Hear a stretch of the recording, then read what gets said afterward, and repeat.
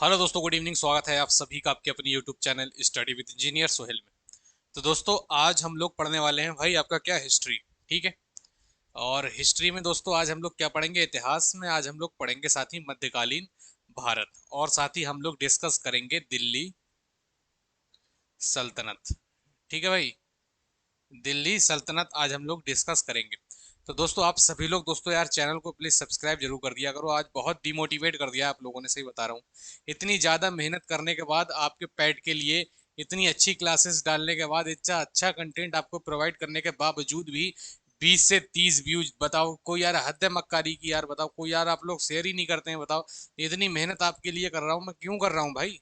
मुझे एग्जाम थोड़ी देना, आप ही के लिए तो इतनी मेहनत कर रहा हूँ, और आप हैं कि सब्सक्राइब ही नहीं करते हो यार चैनल को। ना लाइक करते हो कि भाई गुरु का कम से कम सम्मान के लिए ही लाइक कर दिया करो कि कोई इतनी मेहनत कर रहा है आपके लिए। यार बहुत डिमोटिवेट हो गया आज मैं। मन नहीं था आज मेरा क्लास लेने का, लेकिन फिर भी मैं क्लास ले रहा हूँ। ठीक है, तो अब भाई क्या डिस्कस करने वाले हैं, भारत का मध्यकालीन इतिहास। तो भाई अगर भारत के मध्यकालीन इतिहास की हम लोग बात करते हैं, तो सबसे पहले हम लोग बात करेंगे भाई मोहम्मद बिन कासिम के बारे में। ठीक है। तो भारत पर सबसे पहले मोहम्मद बिन कासिम ने अरबों पर 712 ईस्वी में सिंध पर आक्रमण किया था। ठीक है। तो सबसे पहले इसके हम क्या बात करेंगे भाई, मोहम्मद बिन कासिम की बात करेंगे। ठीक है। तो भारत पर सबसे पहले क्या हुआ था भाई, सभी लोग नोट जरूर करेंगे। ठीक है। सबसे पहले भारत पर सबसे पहले मोहम्मद बिन कासिम, मोहम्मद बिन कासिम। तो भारत पर सबसे पहले मोहम्मद बिन कासिम ने अरबों पर 712 ईस्वी में सिंध पर आक्रमण किया। ठीक है। सिंध पर आक्रमण, सिंध पर आक्रमण किया। आप सभी नोट्स करेंगे, जो मैं अपने लिए नहीं कर रहा हूँ भाई, ये सब आपके लिए लिख रहा हूँ मैं। अपना यहाँ रिवीजन करने नहीं आया हूँ मैं, आप सभी के लिए लिख रहा हूँ, इतनी मेहनत कर रहा हूँ। तो यार उसको लिखा करो यार, कम से कम लिखा करो उस चीज को, पढ़ा करो उस चीज को जो मैं बता रहा हूँ। ठीक है। सिंध पर आक्रमण किया। ठीक है। और विजय प्राप्त की। सिंध पर आक्रमण किया और क्या हुआ भाई, इनकी विजय प्राप्त हुई। ठीक है। और विजय प्राप्त की। ठीक है। उस समय सिंध पर भाई, उस टाइम जो सिंध था, तो उस टाइम जो सिंध है उस पर किसका शासन था, या उस समय सिंध पर दाहिर का शासन था, आप ये कह सकते हैं। ठीक है। तो शासन किसका था भाई, शासन किसका था सिंध पर, दाहिर का। ठीक है, दाहिर का शासन था सिंध पर। उस टाइम सिंध पर किसका था, दाहिर का शासन था। और सिंध पर आक्रमण का आदेश दिया किसने था, तो वो दिया था अरब के सूबेदार थे एक अल हज्जाज, उन्होंने दिया था। ठीक है। सिंध पर जो आक्रमण का वो आदेश था ना, आक्रमण का आदेश, वो भी लिख लीजिए आप लोग। क्या था भाई, आक्रमण का आदेश। आक्रमण का आदेश किसने दिया था, अरब के सूबेदार अल हज्जाज ने। ठीक है। तो अरब के एक सूबेदार थे, अरब के सूबेदार अल हज्जाज। ठीक है, अल हज्जाज ने दिया था। अरब के सूबेदार अल हज्जाज ने दिया था किस पर, सिंध पर आक्रमण का आदेश। ठीक है। और भारत पर अरबों के आक्रमण का प्रमुख उद्देश्य क्या था, अगर आपसे पूछ ले कि भारत पर मान लीजिए अरबों ने आक्रमण किया। ठीक है। भारत पर इन्होंने आक्रमण किया, किसने, अरबों ने। तो भारत पर अरबों ने आक्रमण किया। ठीक है। अरबों का आक्रमण जब हुआ तो उनका क्या कारण था, उन्होंने आक्रमण क्यों किया भाई, किसी को किसी चीज की जरूरत होती है तभी वो करता है। तो भारत पर जो अरबों ने आक्रमण किया, तो उनका उद्देश्य था भाई धन दौलत लूटना। ठीक है। उनका उद्देश्य क्या था भाई, धन दौलत, धन दौलत लूटना, क्या था उनका उद्देश्य था। और क्या उद्देश्य था भाई, इस्लाम धर्म का प्रचार करना। ठीक है भाई। और क्या था भाई, इस्लाम धर्म का प्रचार करना। ठीक है। ये क्या था भाई, इनका उद्देश्य था किनका, अरबों का। ठीक है। क्लियर है भाई।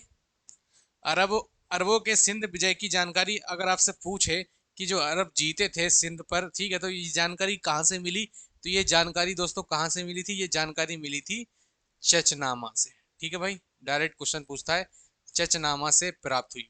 ठीक है। चचनामा से प्राप्त हुई क्या चीज भाई? जानकारी। ठीक है, तो आप एक एक पॉइंट को भाई बढ़िया तरीके से लिखेंगे।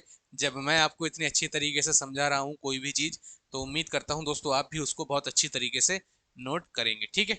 अच्छा, मोहम्मद बिन कासिम की अगर हम लोग बात करते हैं भाई, तो मोहम्मद बिन कासिम 712 ईस्वी में जुनैद को सिंध का राज्यपाल नियुक्त कर भारत वापस लौट गया था।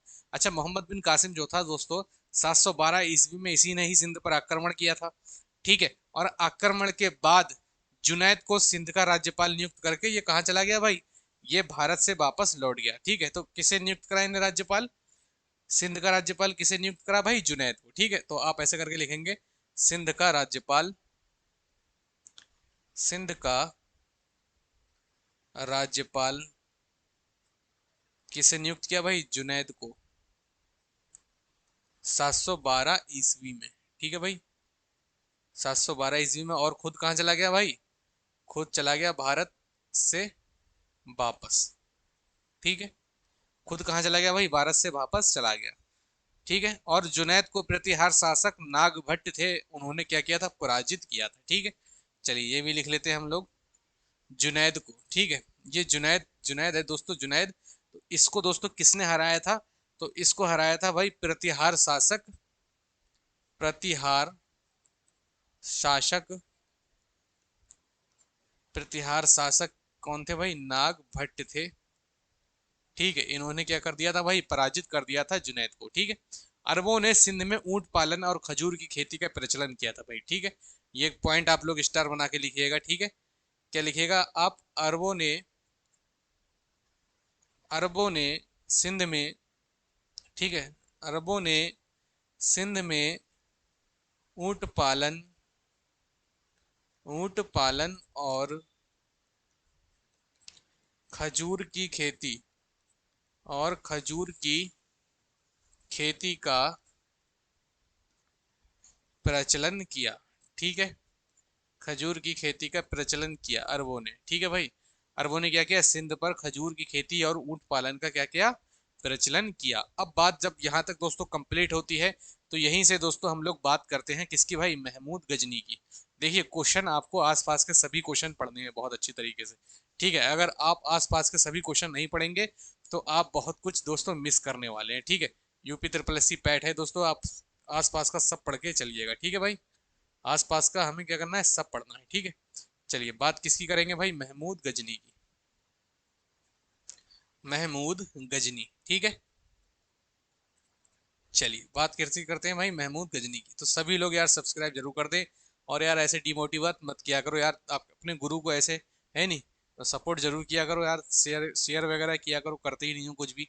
महमूद गजनी के पिता का नाम अगर सबसे पहले आपसे पूछ लेता है, तो महमूद गजनी के पिता का नाम आप सभी लोग लिखेंगे भाई, क्या था? सुबुक्तगीन। ठीक है, क्या नाम था? सुबुक्तगीन। सुबुक्तगीन कौन थे भाई? महमूद गजनवी के, महमूद गजनी के कौन थे? पिता थे। ठीक है, महमूद गजनी का जन्म कब हुआ था भाई? तो इनका जन्म हुआ था 971 ईस्वी में। ठीक है, 971 ईस्वी में क्या हुआ था? इनका जन्म हुआ था। ठीक है, महमूद गजनी ने 998 में राजगद्दी पर बैठा। यह राजगद्दी पर कब बैठा ये लिखिए आप लोग, मेन मेन चीज। यह राजगद्दी पर, यह राजगद्दी पर कब बैठा? 998 में, 998 ईस्वी में राजगद्दी पर बैठा। अच्छा, महमूद गजनी ने भारत पर पहला आक्रमण कब किया था भाई? तो आप सभी लोग लिखेंगे, महमूद गजनी ने भारत पर पहला आक्रमण कब किया था? सभी लोग लिखेंगे। ठीक है, तो पहला आक्रमण भारत पर, ठीक है, पहला आक्रमण महमूद गजनी की बात हो रही, तो बार बार महमूद गजनी तो लिखना है मुझे। ठीक है, तो महमूद गजनी ने भारत पर पहला आक्रमण, पहला आक्रमण भारत पर कब किया था भाई? सन 1000 ईस्वी में। ठीक है, और कहां पर किया था? पेशावर। कहां पर किया था भाई? पेशावर में। ठीक है, कहां पर किया था? पेशावर में किया था। महमूद गजनी ने भारत पर कम से कम दोस्तों 17 बार आक्रमण किया। ठीक है, और महमूद गजनी ने क्या लिखेंगे आप? भारत पर इन्होंने कम से कम 17 बार, ठीक है, 17 बार भारत पर आक्रमण किया, 17 बार भारत पर आक्रमण किया। 17 बार क्या किया इन्होंने? भारत पर आक्रमण किया। किसने भाई? महमूद गजनी ने। ठीक है, 17 बार क्या किया इन्होंने? भारत पर आक्रमण किया। और इसके आक्रमण का जो प्रमुख उद्देश्य था ना, वो भी क्या था दोस्तों, धन दौलत को लूटना था। ठीक है, धन दौलत लूटना, धन दौलत लूटना। देखो भाई, आपको पता ही है भारत को सोने की चिड़िया कहा जाता था, तो ऐसे ही नहीं कहा जाता था। ठीक है भाई, सोने की चिड़िया था भी हमारा भारत देश।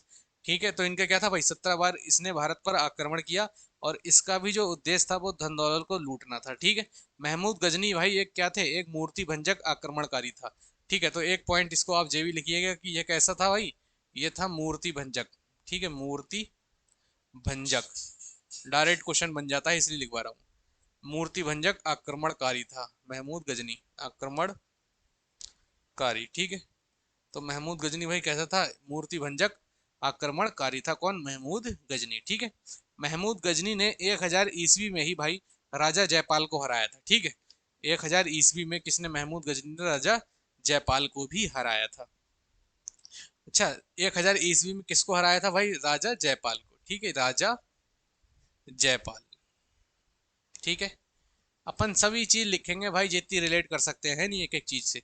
तो क्या किया था इन्होंने, महमूद गजनी ने 1000 ईस्वी में राजा जयपाल को हराया, और महमूद गजनी ने 1025 में सोमनाथ के मंदिर सौराष्ट्र पर आक्रमण भी किया था। ठीक है, तो 1025 में इसने क्या किया था भाई, सोमनाथ के मंदिर, ठीक है, सौराष्ट्र गुजरात। ठीक है, तो सोमनाथ के मंदिर पर इसने आक्रमण किया था, सोमनाथ, सोमनाथ मंदिर पर। ठीक है, सोमनाथ मंदिर पर इसने आक्रमण कब किया था भाई, 1025 में। ठीक है, 1025 ईस्वी में। ठीक है, इस आक्रमण के समय उसने 50,000 हिंदुओं का कत्ल किया था। ये बहुत दोस्तों दुखद बात है कि 50,000 क्या भाई हिंदुओं का कत्ल किया था। ऐसा क्वेश्चन दोस्तों पूछ सकता है, इसलिए मैं सभी चीज लिखवा रहा हूँ। 50,000 हिंदुओं का कत्ल किया था। ठीक है, किसने, महमूद गजनी ने। बात किसकी हो रही है, महमूद गजनी की बात हो रही है। ठीक है, अच्छा महमूद गजनी का पूछ भी सकता है कि पहला तो पता दिया आक्रमण कब किया, 1000 में। अच्छा, महमूद गजनी का अगर पूछ ले कि भारत पर अंतिम आक्रमण, तो आप कहेंगे 1027 ईस्वी में जाटों के विरुद्ध था। ठीक है, 1027 ईस्वी में अंतिम आक्रमण भारत पर। ठीक है, अंतिम आक्रमण इसने भारत पर कब किया था, अंतिम आक्रमण इसने भारत पर कब किया था भाई, जल्दी से बताइए। 1027 में, 1027 में इसने क्या किया था, अंतिम आक्रमण किया था। किसके विरुद्ध था भाई, वो जाटों के विरुद्ध था। ठीक है, जाटों के विरुद्ध,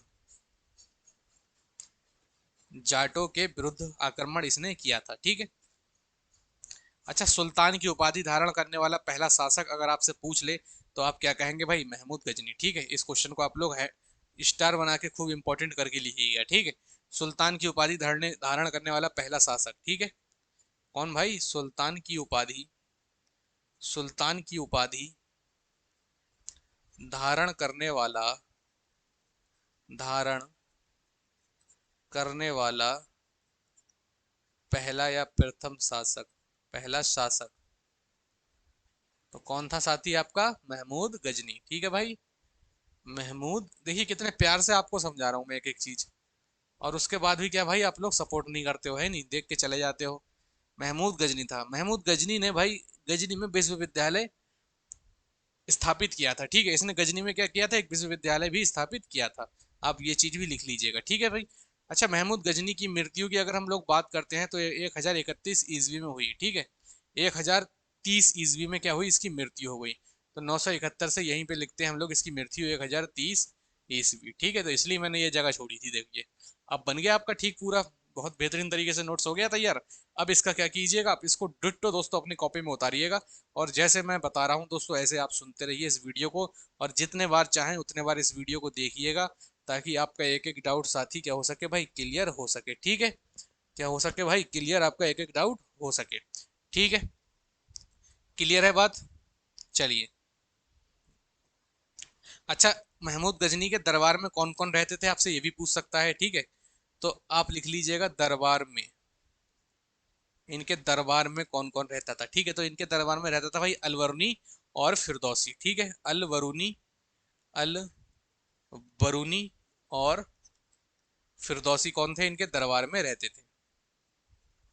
अलवरुनी और फिरदौसी, ये क्या करते थे भाई, इनके दरबार में रहते थे। और इनके साथ एक और था दोस्तों, तीन थे फारूकी। ठीक है, फारूकी, ये तीनों क्या करते थे भाई, ये तीनों महमूद गजनी के दरबार में रहते थे। ठीक है। अच्छा, शाहनामा अब आया यहाँ पर, किस क्या भाई आया, फिरदौसी। तो फिरदौसी दोस्तों आप लोग जब भी आया तो इन्होंने क्या की थी भाई, शाहनामा की रचना की थी। और ये दोस्तों क्वेश्चन बहुत ज्यादा पूछा भी जाता है। ठीक है, शाहनामा की रचना किसने की थी, फिरदौसी ने। ठीक है, इन्होंने क्या की थी भाई, शाहनामा की रचना भी की थी फिरदौसी ने, तथा किताबुल हिंद की रचना अलबर्नी ने की थी।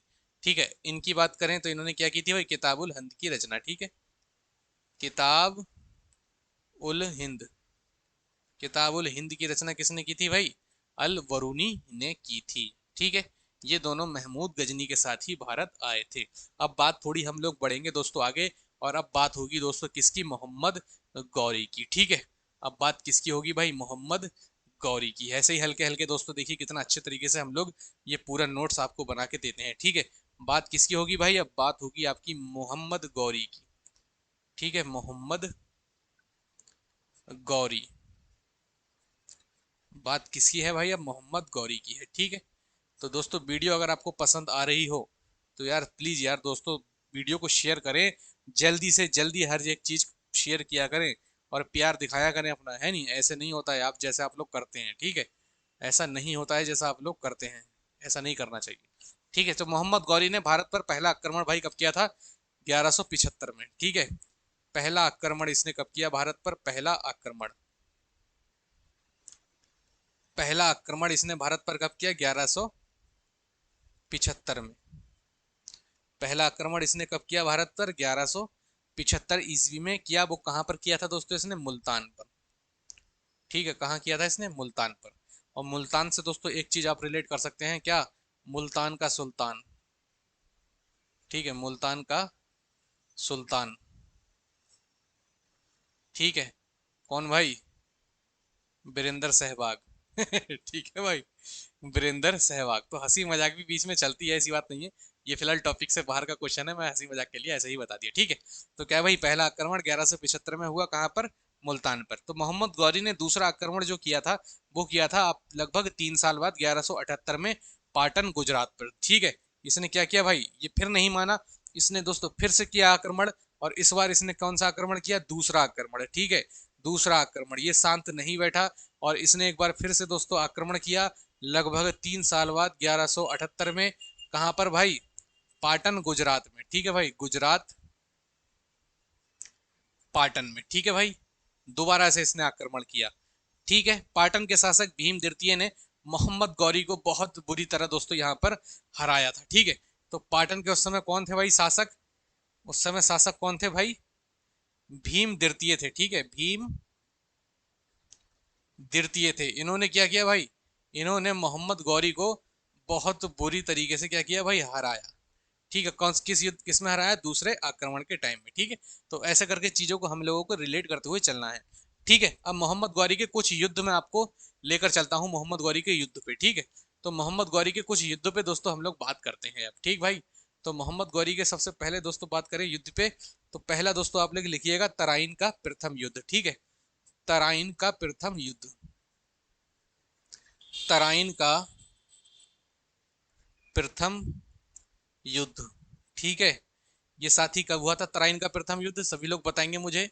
तराइन का प्रथम युद्ध कब हुआ था साथी, ये हुआ था आपका 1191 में। ठीक है, किस किस के बीच, पृथ्वीराज चौहान व गौरी के बीच हुआ। ठीक है, किसके बीच हुआ भाई, पृथ्वीराज चौहान, पृथ्वीराज चौहान व गौरी के बीच। ठीक है, व गौरी के बीच, पृथ्वीराज चौहान व गौरी के बीच हुआ कौन सा, तराइन का प्रथम युद्ध। इसमें क्या हुआ भाई, पृथ्वीराज चौहान ने विजय हासिल की थी। ठीक है, और जीता कौन था भाई इसमें, पृथ्वीराज चौहान। ठीक है, तो मैं लिख देता हूं साथी विनर। कौन जीते भाई, आपके पृथ्वीराज चौहान जीते। तराइन का प्रथम युद्ध हुआ कब, 1191 में। ठीक है, पृथ्वीराज चौहान और गौरी के बीच, और जीत किसकी हुई भाई, पृथ्वीराज चौहान की जीत हुई। ठीक है भाई, चलिए नेक्स्ट हम लोग देखेंगे तराइन का द्वितीय युद्ध, तराइन का द्वितीय युद्ध, तराइन का द्वितीय युद्ध। तो तराइन के द्वितीय युद्ध की अगर हम बात करते हैं तो ये दोस्तों फिर से पृथ्वीराज चौहान और गौरी के बीच हुआ। ठीक है, फिर से किन के बीच हुआ भाई? पृथ्वीराज चौहान और गौरी के बीच। ठीक है, तो पृथ्वीराज चौहान वर्सेस गौरी। और इस बार साथी क्या हुआ? इसमें गौरी ने विजय प्राप्त की। ठीक है, अब की कौन जीता भाई? गौरी। ठीक है, तो विनर अब की दूसरे में कौन हुए थे भाई? गौरी। बहुत इजी तरीके से दोस्तों हम लोग एक एक पॉइंट को डिस्कस कर रहे हैं, ताकि ज्यादा आपकी थ्योरी ना बताऊं मैं, और आपके समझ में भी बेहतरीन तरीके से आए। तीसरा दोस्तों था आपका चंदावर का युद्ध। ठीक है, तीसरा दोस्तों क्या था? चंदावर का युद्ध। और आपको पता ही है पिछली बार यूपी ट्रिपल एससी पैड में युद्ध से दोस्तों एक क्वेश्चन आ गया था। ठीक है, चंदावर का युद्ध, इसलिए दोस्तों हम इसको बहुत ध्यान से देख रहे हैं। ठीक है, और दोस्तों ये युद्ध जो हुआ था ना, द्वितीय युद्ध, तो द्वितीय युद्ध दोस्तों आप डेट लिख लीजिए कब हुआ था?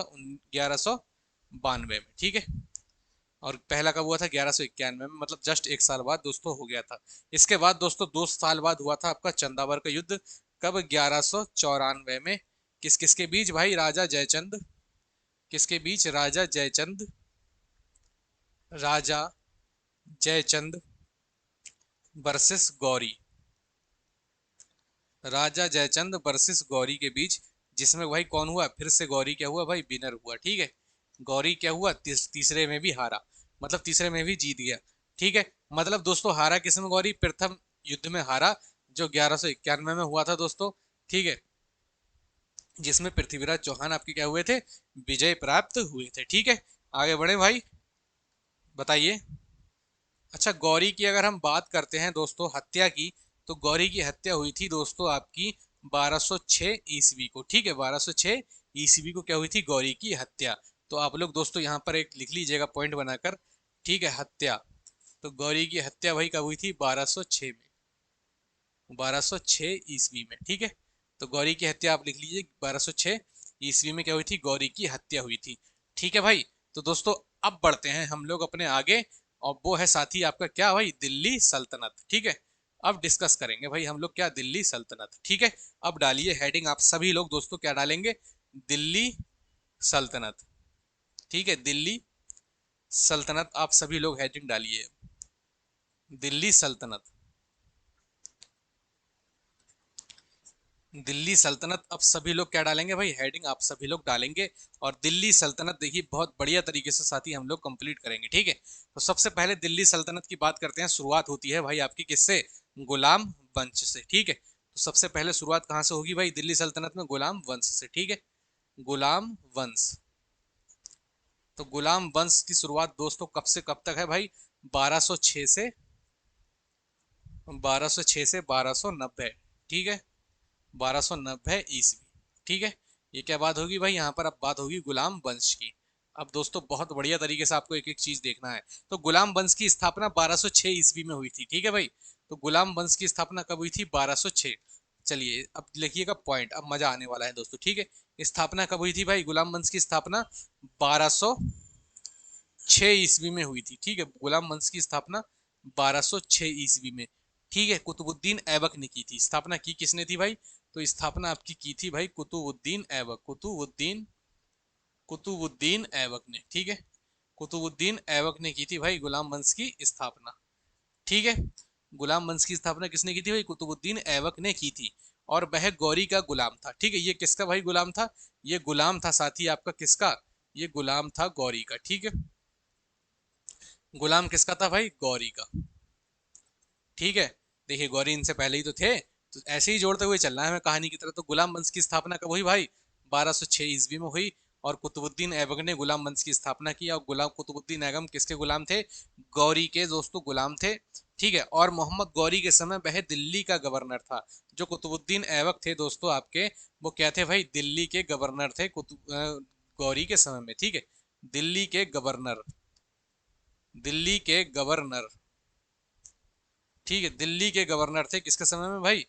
गौरी के टाइम में। ठीक है भाई, गौरी के समय में कौन थे भाई? दिल्ली के गवर्नर थे कुतुबुद्दीन ऐबक। ठीक है, इतना क्लियर हुआ। चलिए, कुतुबुद्दीन ने अपनी राजधानी लाहौर बनाई थी। ठीक है, अगर बात करते हैं कुतुबुद्दीन की, तो इन्होंने अपनी राजधानी भाई क्या की थी?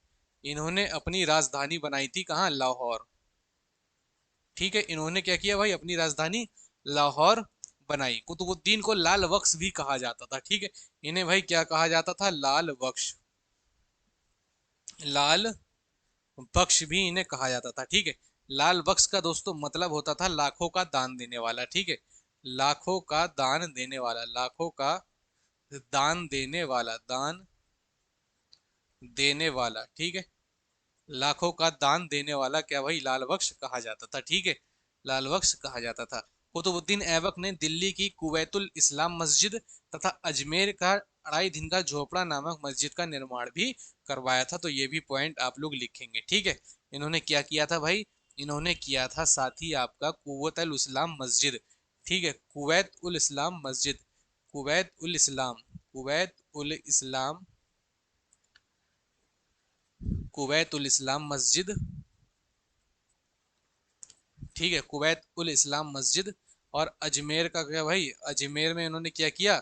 अजमेर में इन्होंने 2.5 दिन का झोपड़ा भाई बनवाया था, ठीक है। जिसे हम क्या करते थे? 2.5 दिन का झोपड़ा, ठीक है। 2.5 दिन का झोपड़ा। क्लियर है भाई सभी बात मेरी? किसी को कोई टेंशन, किसी को किसी प्रकार की कोई दिक्कत यूपी ट्रिपल एस पैट में समझने में? ठीक है। मस्जिद का नामक निर्माण इन्होंने क्या किया? करवाया। अच्छा, दिल्ली की कुतुब मीनार का निर्माण किसने करवाया था भाई? कुतुबुद्दीन ऐबक ने ही करवाया था, ठीक है। दिल्ली की कुतुब मीनार का निर्माण, कुतुब मीनार का निर्माण, कुतुब मीनार का निर्माण भी इन्होंने ही कराया था। लेकिन क्या किया था भाई? बीच में निर्माण कार्य छूट गया था।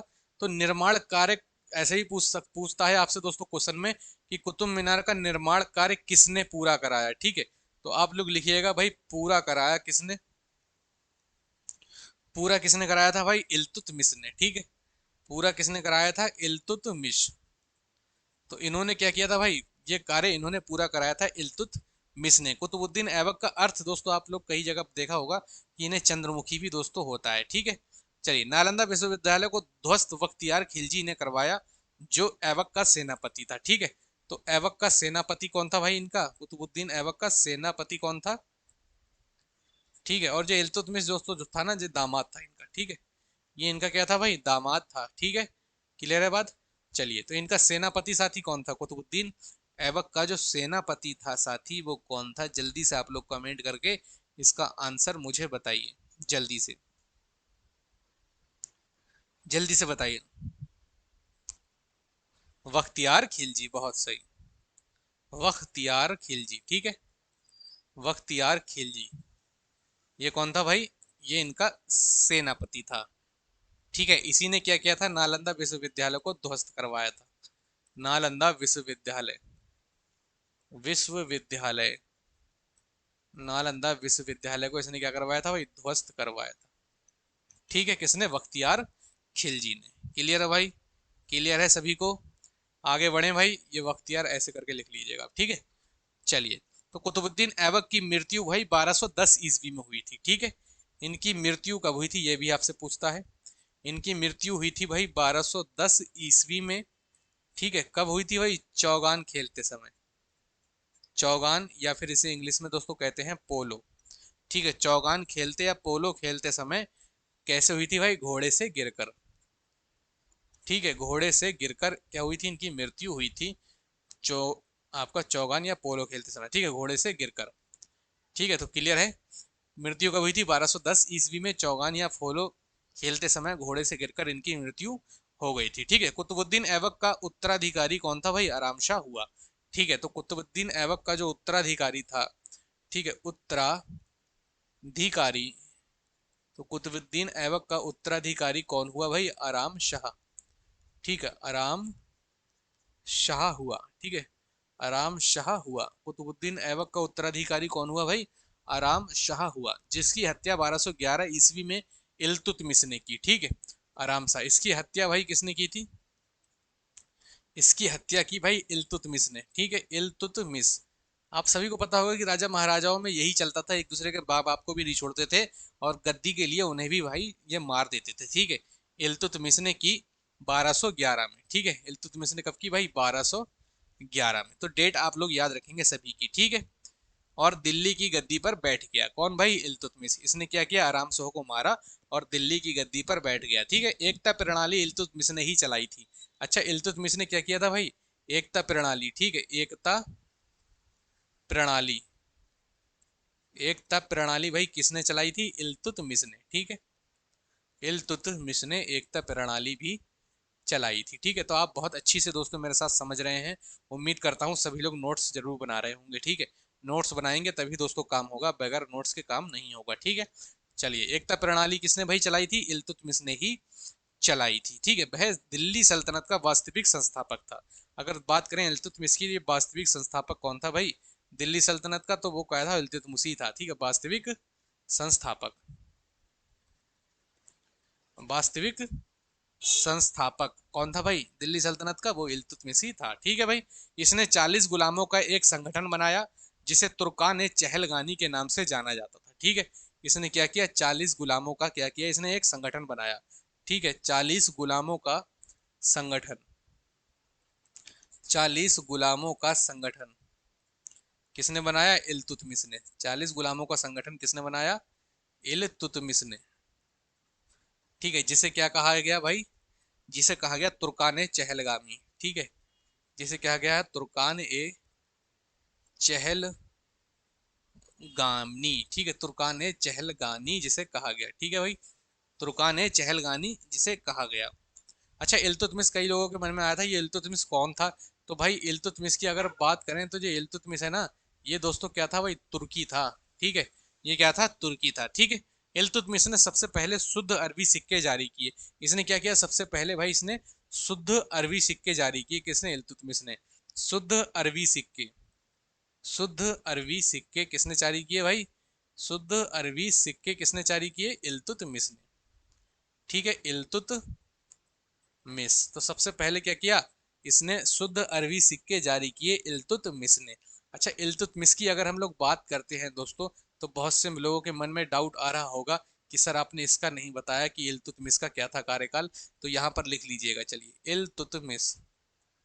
ठीक है, चलिए बता देता हूँ मैं, टेंशन मत लीजिए। आप जो भी सोचेंगे मुझे पता लग जाएगा कि आप कहाँ तक दोस्तों सोच सकते हैं। तो 1210 से 1236 क्या था भाई? इल्तुतमिश का क्या था?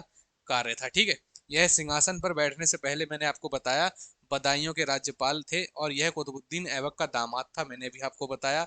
ठीक है, इसने 40 गुलाम सरदारों का एक संगठन बनाया। ये देखिए मैंने लिखवाया है दोस्तों, यहाँ पर 40 गुलाम सरदारों का एक संगठन बनाया। इसने बगदाद के खलीफा से वैध सुल्तान पद की स्वीकृति प्राप्त की। ठीक है, अगर आपसे पूछ ले दोस्तों तो आप ये लिख लीजिएगा एक बार। ठीक है, ये भी लिख लीजिएगा।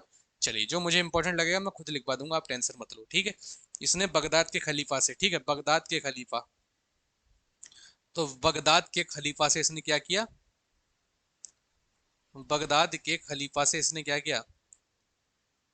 वैध सुल्तान पद की उपाधि ली। ठीक है, वैध सुल्तान पद, वैध सुल्तान पद की उपाधि या स्वीकृति। ठीक है, सुल्तान पद की आप लोग लिख लीजिएगा स्वीकृति। ठीक है, सुल्तान पद की स्वीकृति, स्वीकृति। ठीक है, वैध सुल्तान पद की स्वीकृति ली। इसी ने भाई, क्या मैंने बताया था आपको, कुतुब मीनार का निर्माण कार्य किसी ने? इसी ने ही पूरा कराया था। ठीक है, चलिए अब आगे दोस्तों हम लोग बढ़े। भाई आगे बढ़े, बताइए सभी लोग दोस्तों, कमेंट करिएगा। एक दो की कमेंट करने से कोई फायदा नहीं है, सभी लोग कमेंट करिएगा बहुत जबरदस्त तरीके से। उसके बाद ही दोस्तों हम लोग आगे की ओर अपना प्रस्थान करेंगे और बढ़ेंगे। ठीक है, चलिए, चांदी को सिक्कों को टका तथा तांबे के सिक्कों को जीतल कहा जाता था। किसमें? इसी टाइम में। ठीक है, तो आप लिख लीजिएगा साथी, है नहीं, कोई भी पॉइंट नहीं छोड़ेंगे। हम क्यों छोड़ें भाई कोई पॉइंट? हमें क्या पता कहाँ से एग्जामिनर पूछ सकता है इसमें, है नहीं, तो सभी चीज लिखेंगे हम तो। चलिए, चांदी के सिक्के, तो चांदी के सिक्कों को, तो चांदी के सिक्कों को ये क्या कहते थे? टका। और तांबे के सिक्कों को ये क्या कहते थे भाई? जीतल। और तांबे के सिक्कों को क्या कहते थे? तांबे के सिक्कों को ये लोग कहते थे जीतल।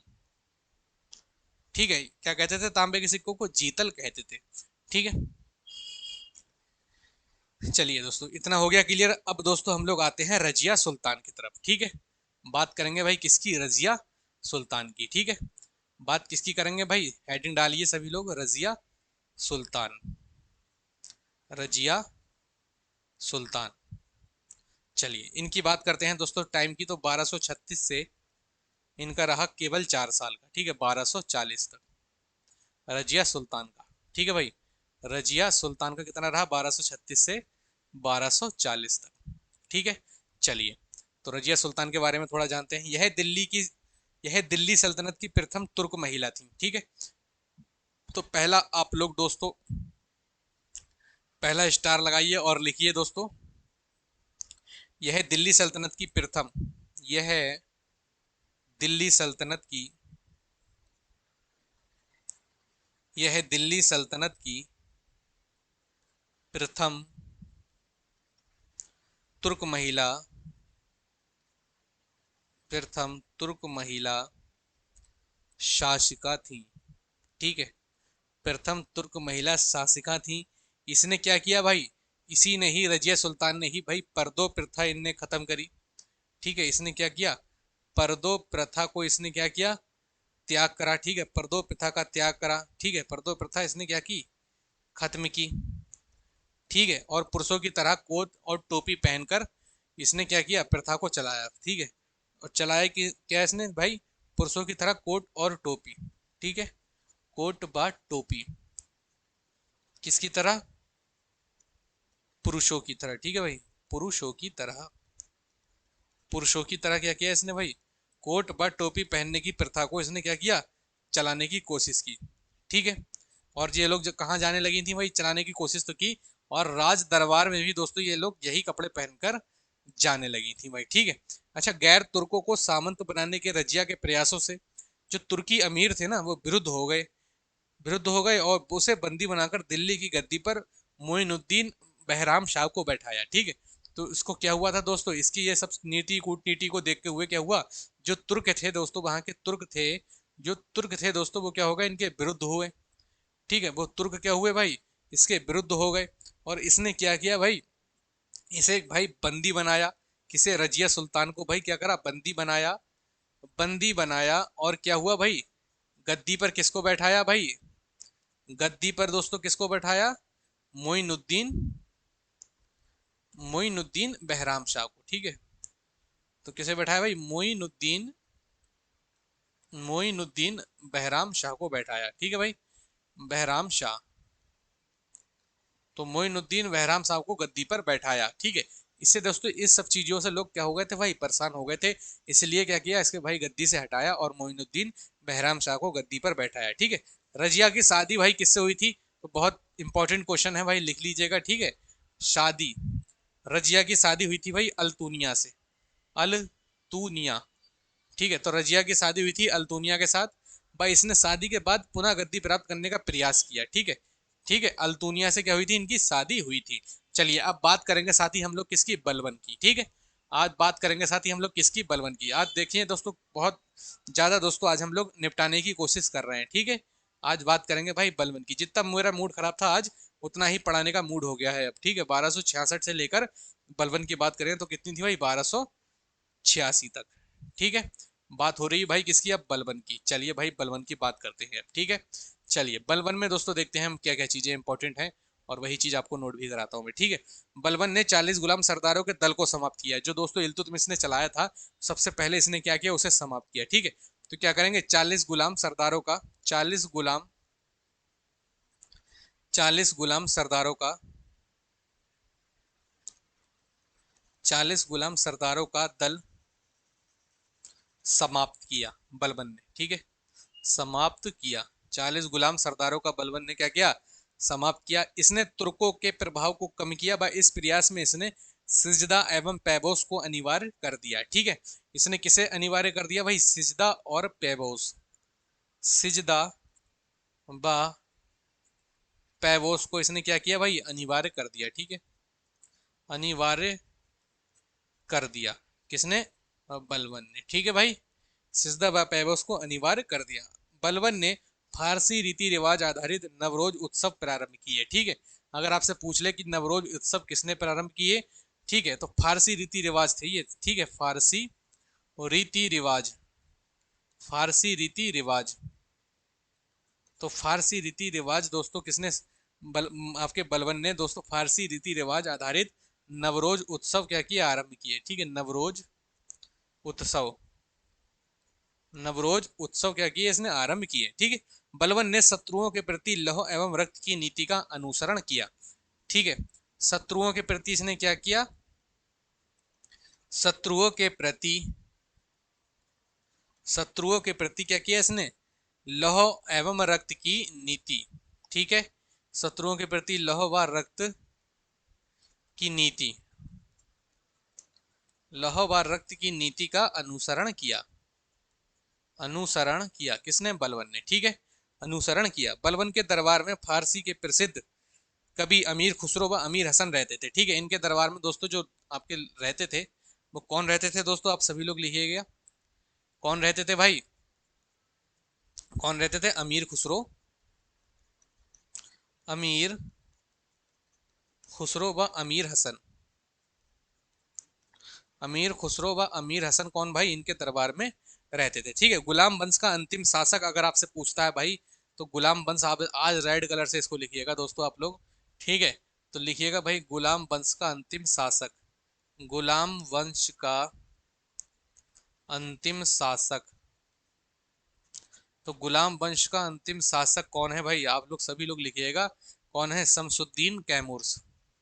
शमसुद्दीन, शमसुद्दीन कैमूर्स, शमसुद्दीन कैमूर्स। ठीक है, तो गुलाम वंश का भाई अंतिम शासक अगर आपसे पूछ ले तो आप क्या कहेंगे? शमसुद्दीन कैमूर्स था। ठीक है, तो आज दोस्तों हम लोगों ने बहुत अच्छी अच्छी चीजें दोस्तों क्लियर की है, और आज दोस्तों हम लोग डिस्कस किया है बहुत अच्छा अच्छा दोस्तों। इसमें बलबन हमने डिस्कस किया, रजिया सुल्तान हमने देखा दोस्तों। ठीक है, इल्तुतमिश देखा हमने, और दिल्ली सल्तनत दोस्तों हमने कंप्लीट की। और इससे पहले दोस्तों हमने समझा कि दोस्तों क्या है भाई, मध्यकालीन भारत के बारे में, इतिहास के बारे में हमने जाना। ठीक है, और दोस्तों हमारी जो कल की दोस्तों क्लास होगी, उस क्लास में दोस्तों हम लोग डिस्कस करेंगे भाई खिलजी।